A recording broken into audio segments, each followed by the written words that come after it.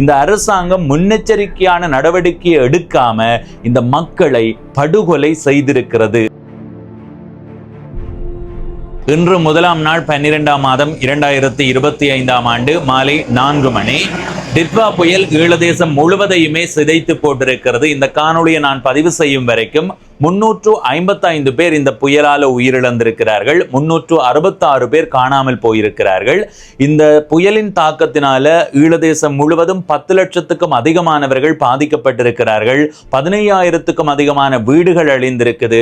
200க்கும் அதிகமான வீதிகள் பயன்படுத்தப்பட முடியாத நிலையில இருக்குது. 10க்கும் அதிகமான பாலங்கள் அழிந்து அந்த பாதையே பயன்படுத்த முடியாத நிலைக்கு வந்திருக்கிறது. எனவே இது ஒரு பெரிய தாக்கத்தை இந்த நாட்டில் ஏற்படுத்தி இருக்கிறது என்று சொல்லலாம். நேற்று அரசு தலைவரான அனுரகுமார திசாநாயக்க அவர்கள் உரையாற்றுகின்ற போது பல தகவல்களை குறிப்பிட்டிருந்தார். குறிப்பாக அவசரகால சட்டம் அமுல்படுத்தப்பட்டிருக்கிறது. இந்த அவசரகால சட்டம் என்பது தற்போது இருக்கிற அனர்த்த நிலையை கட்டுப்படுத்துவதற்கும் இந்த நாட்டை மீள கட்டி எழுப்புவதற்குமாக மாத்திரம்தான் பயன்படுத்தப்படுமே தவிர மற்றபடி யாரையுமே இந்த பயன்படுத்திக் கொள்வதற்கு இடமளிக்க மாட்டோம் என்ற மாதிரி சொல்லியிருக்கிறார். அதை விட பல்வேறுபட்ட தகவல்களை நேற்றைய நாள் அவருடைய உரையில வெளிப்படுத்தி இருக்கிறார். குறிப்பாக நேற்றைய உரையை நீங்க அவதானிப்பீர்களாக இருந்தால் அவர் தன்னுடைய கட்சியினுடைய பெயரையோ எந்த விதத்திலேயுமே தங்களுடைய அரசியல் நோக்கத்தை வெளிப்படுத்துற மாதிரி இல்லாம ஒட்டுமொத்தமானவர்களும் ஒன்றிணைந்து இந்த நாட்டை கட்டி எழுப்பணும் என்பதை வலியுறுத்தி இருந்தார். அதை விட எல்லாருமா சேர்ந்து இந்த நாட்டை கட்டி எழுப்பி போட்டு அதுக்கு பிறகு தனித்தனியா அரசியல் செய்யலாம் என்ற ஒரு கோரிக்கையும் எதிர்க்கட்சிகளிடம் சேர்த்து முன்வைத்திருந்தார் என்பது இங்கே குறிப்பிட்டு சொல்ல வேண்டிய விடயம். இன்றைய நாளில் நாடாளுமன்ற அமர்வு இடம்பெற்ற நேரத்தில் அந்த நாடாளுமன்ற அமர்வில் எதிர்க்கட்சிகள் எல்லாம் அங்கிருந்து விலகி சென்றிருக்கிறது. அதாவது அந்த சபையை புறக்கணித்து சென்றிருக்கிறது. அதற்கான காரணம் என்னவாக சொல்லப்படுகிறது என்றால் எதிர்க்கட்சிகளுக்கு தற்போது இந்த நாட்டில் ஏற்பட்டிருக்கின்ற இந்த பேரழிவு தொடர்பான விவாதத்தை மேற்கொள்வதற்கான சந்தர்ப்பம் வழங்கப்படவில்லை என்று குறிப்பிடப்பட்டிருக்கிறது. குறிப்பாக எதிர்க்கட்சிகள் அத்தனையும் சேர்ந்து இந்த புறக்கணிப்பை செய்திருக்கிறது என்பது இங்கே குறிப்பிட்டு சொல்ல வேண்டிய ஒன்று. குறிப்பாக தமிழரசு கட்சியினுடைய மட்டக்களப்பு மாவட்ட நாடாளுமன்ற உறுப்பினர் இரா சாணக்கியன் அவர்கள் உரையாற்றுகின்ற போது அவர் என்ன சொல்லி இருக்கிறார் என்றால் எதிர்க்கட்சிகளுக்கு எல்லாம் சேர்த்து 2 மணித்தியாலம் ஒதுக்கப்பட்டிருக்குது. இந்த 2 மணித்தியாலம் எல்லா கட்சிகளையும் பார்க்கும் போது தமிழரசு கட்சிக்கு 5 நிமிடம் தான் வெறும் 8 நாடாளுமன்ற உறுப்பினர்கள் இருக்கிறார்கள். எப்படி எங்களுடைய மாவட்டத்தில் இருக்கிற பிரச்சனைகளை வெளிப்படுத்த முடியும் என்ற ஒரு கேள்வியை கேட்டிருக்கிறார். அதை விட இன்னொரு பாரிய குற்றச்சாட்டு இந்த அரசாங்கத்தின் மீது வைத்திருக்கிறார். என்ன சொல்லி இருக்கிறார் என்றால் இந்த அரசாங்கம் முன்னெச்சரிக்கையான நடவடிக்கை எடுக்காம இந்த மக்களை படுகொலை செய்திருக்கிறது என்ற ஒரு வசனத்தை பயன்படுத்தி இருக்கிறார். உண்மையிலேயே இவருடைய கருத்து தற்போது சமூக வலைத்தளங்கள்ல அதிகமாக பகிரப்படுகிறது. இவர் மட்டுமில்ல, இன்னும் நிறைய பேர் உரையாற்றி இருக்கிறார்கள். இன்னொரு நாடாளுமன்ற உறுப்பினர் எதிர்க்கட்சி உறுப்பினர் ஒருவர் உரையாற்றி இருக்கிறார். குளங்கள்ல இருந்து படிப்படியாக முதலே கொஞ்சம் கொஞ்சமா நீரை வெளியேற்றி இருந்தா இந்த அளவுக்கு விளைவு ஏற்பட்டிருக்காது. உண்மையிலே இவர் எந்த அளவுக்கான அறிவாளி என்று எனக்கு தெரியல. எதிர்க்கட்சிகளினுடைய இந்த செயற்பாடு என்பது பெரிய அளவில் விமர்சனத்துக்கு உள்ளாகி இருக்கிறது. ஆனா இதுல குறிப்பா அவதானிக்க வேண்டும். அவர்கள் கேட்டிருக்கிறது மாலை 6 மணி வரைக்குமாவது இந்த விவாதத்தை மேற்கொள்வதற்கான நேரத்தை ஒதுக்க வேண்டும் என்று. ஆனா அரசாங்கம் அதுக்கான சம்மதத்தை தெரிவிக்கவில்லை போல தெரிகிறது. அதனால அதை புறக்கணித்திருக்கிறார்கள். இந்த நாடாளுமன்ற அமர்வு எதிர்வருகின்ற 3ஆம் நாள் வரைக்கும் ஒத்திவைக்கப்பட்டிருக்கிறது என்பதும் இங்கே குறிப்பிட்டு சொல்ல வேண்டியது.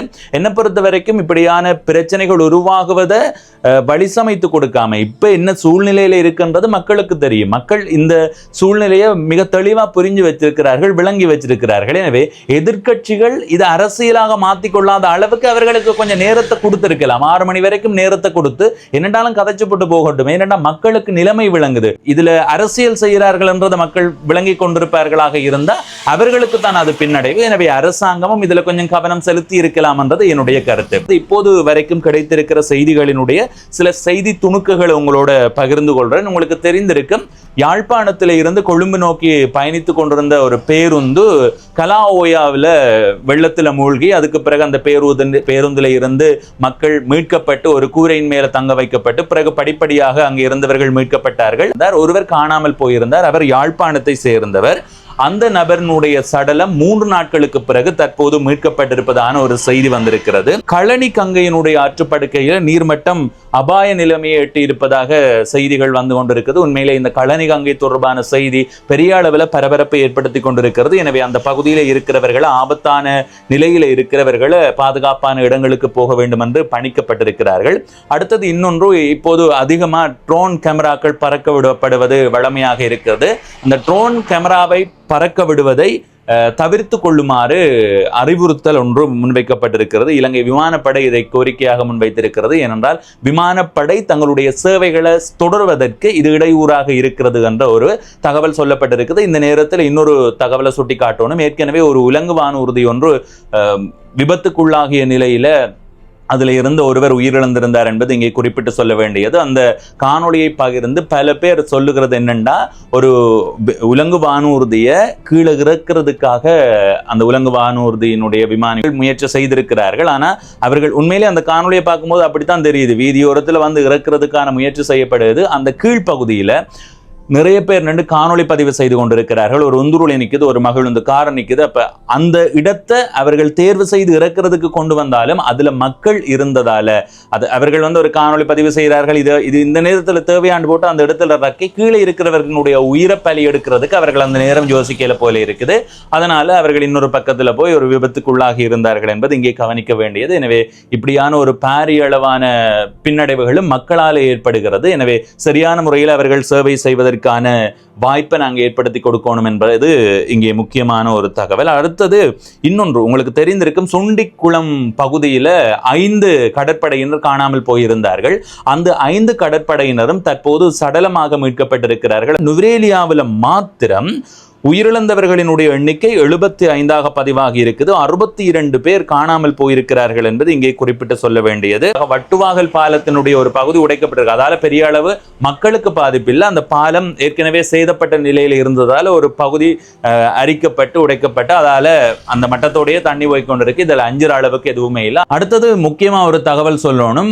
நாகமுத்து பிரதீப் ராஜா என்ற யாழ்ப்பாண பல்கலைக்கழக புவியியல் துறை பேராசிரியர் ஒரு தகவல் ஒன்றை ஏற்கனவே வெளியிட்டு இருந்தார். இந்த டிட்வா புயல் என்பது இந்த நவீன யுகத்தில் ஏற்பட்ட அனர்த்தங்கள்ல முதலாவது இடம் பிடிக்குது. பொருளாதார சேதத்தை ஏற்படுத்திய வகையில, உயிரிழப்பை ஏற்படுத்திய வகையில 2வது இடம் பிடிக்குது. முதலாவது சுனாமி. அப்ப சுனாமியால இவ்வளவு பாதிப்பு இல்லையாண்டு கேட்டா, சுனாமி என்பது கரையோரத்தை பாதித்த ஒரு பேரழிவு.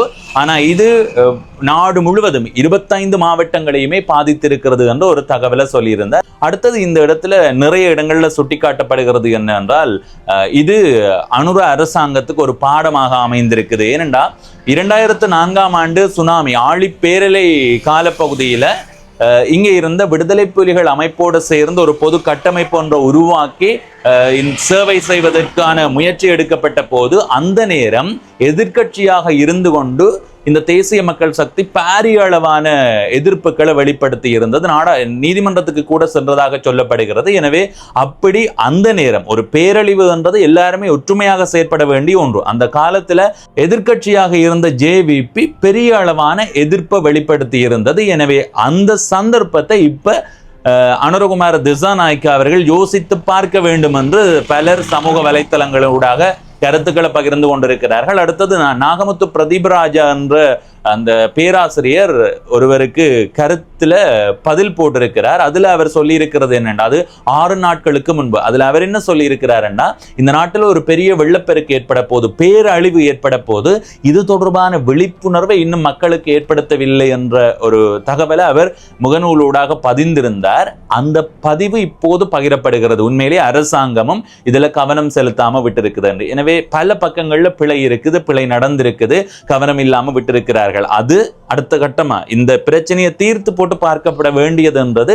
என்னுடைய கருத்து. இப்ப தனிப்பட்ட முறையில அரசியல் ரீதியாக இதை கதைக்கிறதாக இருந்தா இந்த அரசாங்கத்தை குற்றம் சாட்டி நிறைய விடயங்களை கதைக்கலாம். அந்த அளவுக்கு நான் நிறைய அவதானிச்சு வச்சிருக்கிறேன். எதிர்காலத்துல அது தொடர்பாக நாங்கள் கதைக்கலாம். இப்ப இந்த காணொளியில இருந்து விடைபெறுகிறேன். எல்லாருமே அவதானமாக இருங்கோ. உங்களுக்கு கூட இருக்கிறவர்களை பாதுகாப்பா வச்சிருக்கிறதுக்கான முயற்சியை மேற்கொள்ளுங்க. நன்றி, வணக்கம்.